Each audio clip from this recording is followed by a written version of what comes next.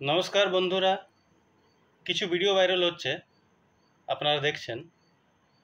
কিছু video viral হচ্ছে যে দেখাচ্ছে যে উড়িষ্যাতে যারা বাঙালি বাঙালি কিন্তু তাদের কাছে আধার কার্ড, ভোটার কার্ড সব ডুপ্লিকেট আছে, আর মুসলমান বাঙালি তাদেরকে টার্গেট করে কিছু উড়িষ্যাতে লোক, যারা লোকাল লোক, তারা বলছে যে তুমি বাংলাদেশি, তুমি আজকের মধ্যে খালি করে দাও রুম, তোমার এখানে কাজ করা চলবে না।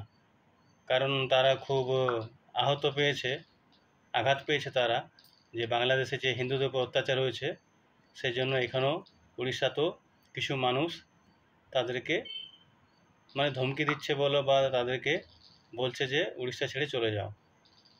কিছুটা ভালো জিনিস, কিছুটা খারাপ জিনিস। ঘটনা হচ্ছে মুখে বলছে, বলার তাদের কিছু পাওয়ার নেই। যদি তারা সত্যিকারই বাংলাদেশি হয়ে থাকে তো তুমি আইনের সাহায্য নাও, আইন নিজে হাতে কেন নেব? কিছু কিছু জায়গায় দেখাচ্ছে যে তাদেরকে পেটাচ্ছে, মারধর করছে। আবার সেম ছবি দেখা যাচ্ছে যে মুর্শিদাবাদে উড়িষ্যার গাড়ি ভাঙচুর করছে মুসলিম সংগঠন, বসে আমাদের ভাইদের ওখানে গাড়ি ভাঙছে, ওদের ঘর থেকে তাড়াচ্ছে, তাহলে আমরাও ওই সেম।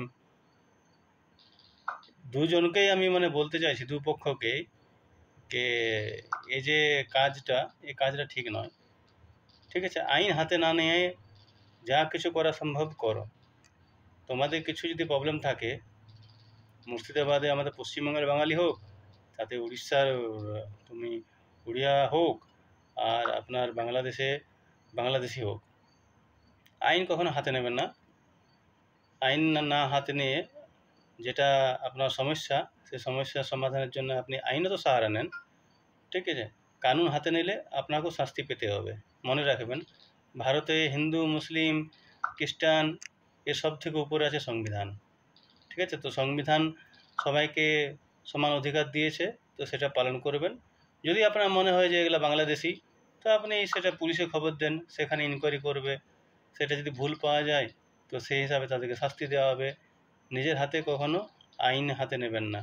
আর এইভাবে একটা পশ্চিমবাংলা আর উড়িষ্যার মধ্যে এই লড়াই সৃষ্টি হচ্ছে, যেটা দেখছি ইউটিউব, ফেসবুকে, এটা ঠিক না।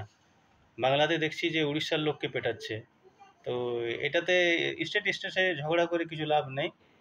আমাদের আছে সংবিধান, সেই অনুসারে আপনি আইনত লড়াই করুন, আইনত সাহারা নেন, আইন আর নিজের হাতে নেবেন না।